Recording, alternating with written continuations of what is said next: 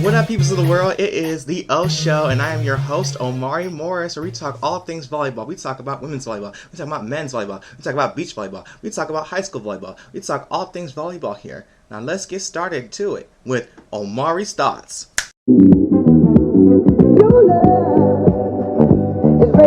Okay, so this week's rankings, a couple mix-ups, but most part everything's the same. And number one, we still have Wisconsin, as they should. They played amazing this weekend. It just seemed like everyone was on fire. A couple new things.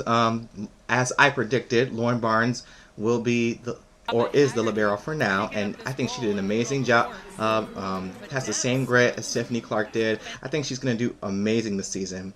Of course, we can't talk about Wisconsin volleyball without talking about Dana Recchi. I mean, she recorded on the first day 11 kills, hitting a .733 hitting percentage with 4 blocks, and on the second day she upgrades and gets 14 kills, hitting 14 with 7 blocks. Dana Recchi was on fire. She was hitting slides. She was hitting in front of the center. It was like quarantine didn't happen at all for her. So she was on fire, and that is what I have to say about Wisconsin. So I think they're going to win the Big Ten, and they possibly could win that national championship, but it's only the first weekend, so we'll see what happens. And number 2, we have the Texas Longhorns. We have Logan Eggleston as their star player, as the go-to, someone you should watch out for in the postseason. They still have one more team at TCU during April, but I think Texas volleyball could also win that national championship. I have a little bit of bias with Texas because I love me some Texas Longhorns. But they not only have Logan Eggleston, they have Skylar Fields, Breon Butler, Morgan O'Brien, Asia O'Neal. It just goes on and on and on and on. The amount of depth they have on their team. So I think they're going to do pretty well this season. And again, like I said last week, hopefully they don't choke. If they hear this, please win. Like, please do not. don't be messing around with me and my feelings and emotions. Please win. I'm just saying. Okay, at number 3, we have Stanford. It was just announced that Kendall Kipp and Megan McClure are on the preseason All-Pac-12 team, which is pretty exciting.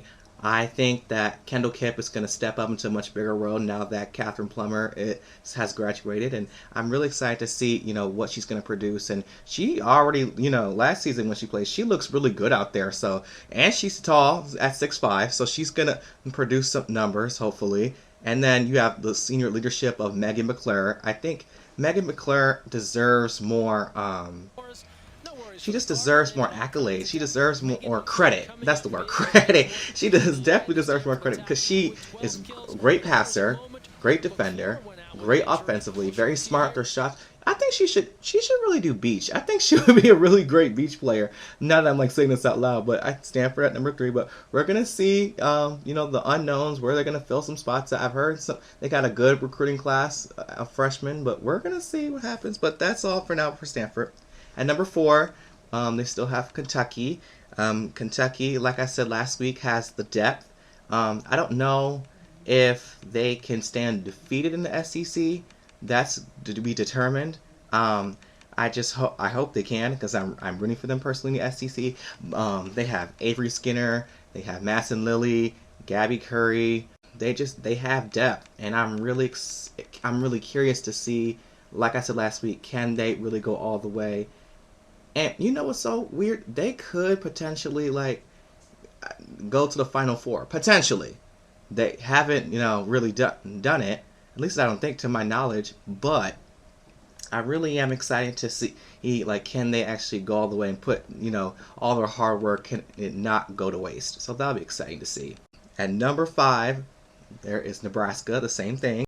So a couple things that I noticed when I watched them versus Indiana. The first day, the transfer from Missouri, Kayla Caffey, played the first day for the middle blocker MB1 position, and I think she did a really good job. She was hitting the slide, she was hitting in front of the setter, she was really producing and making sure that she was contributing to the team. Then on the second day, they switched it up and had Callie Schwarzenbach. They had her, and she did an amazing job too. I think she stepped up and improved her game. So I'm excited and interesting to see who's going to get that position. Is it going to be you? Is it going to be you? Is it going to be you? I don't know. Also, something new is the right side position. Riley Zune plays now number 16. That's very interesting because Jazz Sweet's on the sideline. I okay. Can I be frank here? Can I keep it real? Yes, I need a tongue pop. Okay, let me tell you something. I feel that Riley was okay. Like she wasn't bad, but she wasn't great. Like she was just like there. She was good, producing a standard amount of kills and doing what she had to do. But I will say this: just really think about it. Jazz Sweet gets a DUI back in October, and now she's not starting. Interesting. And I'm gonna leave it at that. Okay. At number 6, we have her Bears. My thoughts, since they're now done with the season, they just have postseason left. Hopefully, they make it to the tournament. They will make it to the tournament. I'm not talking about hopefully. I'm really curious to see. They probably will be like a lower seed, probably like stay at number 6 probably the entire time since they are done with their season. But I am curious to see what are they going to improve on now that their season's done for, and now that they have all this time to practice and really put in the time while everyone else is playing. I really am curious to see, like, can they stun and finally bring home the national trophy? Because they have the talent and Yassiana Presley to do it. They got all the way to the Final Four, so what makes them think they can't do it again? I think we'll see. I don't know. At number 7, Minnesota. Same thing, same lineup as last week. So I have a lot to say about Minnesota.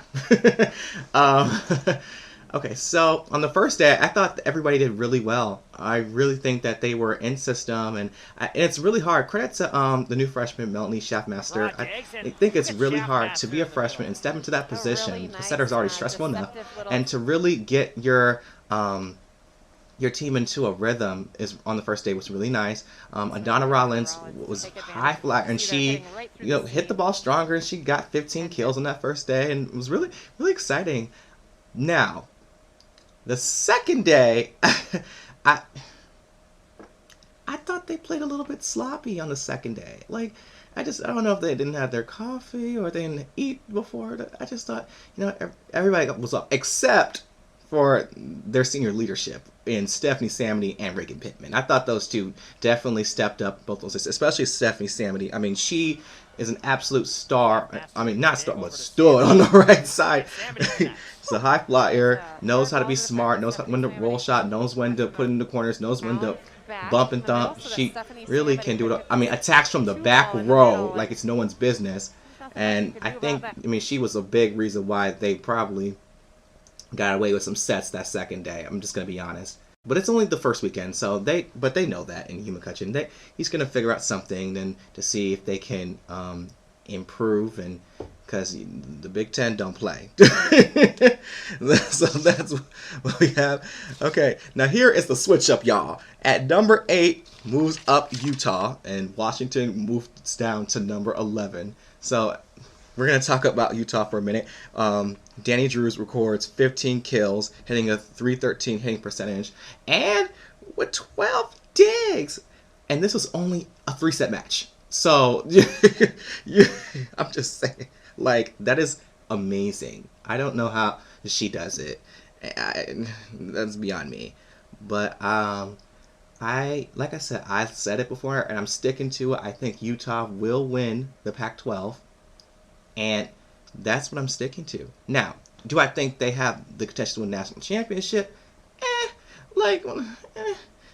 They might surprise me. I don't know. But I think they'll definitely win the Pac-12 for sure. There's going to be some fights, but I think they got in the bag. They're moving on up. All right, at number 9, stays Penn State. They were supposed to have a match, but it got canceled because Michigan had closed down all athletics at that campus so they can play, and they even postponed Ohio State, which I was actually really surprised. But hey, who knows? I don't know what's going on with them. We'll see. I'm really, really excited. I personally I love Caitlin Horde. She's like my absolute favorite person on the team. I love Johnny Parker because she is undersized, but she doesn't play like an undersized. Let me just put it like that. Then you have Gabby Blossom. I think she's one of those people that I love to see her growth. She's growing each game, and I think as a setter that's really important to grow each game. And then you have Serena Gray, who can hit the slides, who can bounce it in the middle, and I hope Penn State, if they're not successful this year, they definitely will be next year. But Penn State always comes up with some upset, it's always towards the end of the season too. So that'll be interesting to see what Penn State, because Westeros does have a legacy of performing excellent players on the court. So we'll see what happens.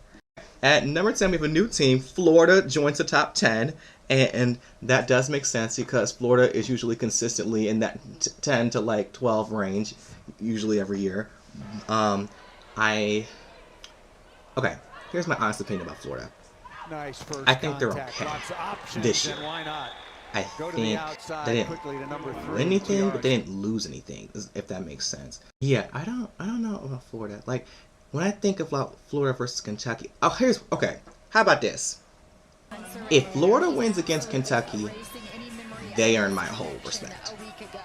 Point blank, period. That's the team that you have to convince me that if they beat Kentucky, the top dogs, then they got my respect. And you won't hear nothing from me talking about Florida's okay. Florida is going to be great in my book. But for now, they'll be at the top 10. Okay, so after that, we have this new segment I like to call Okay Freshman. Okay, so for this week, my Okay Freshman is going to be Devin Robinson from Wisconsin. Okay, let's just talk about her for a second.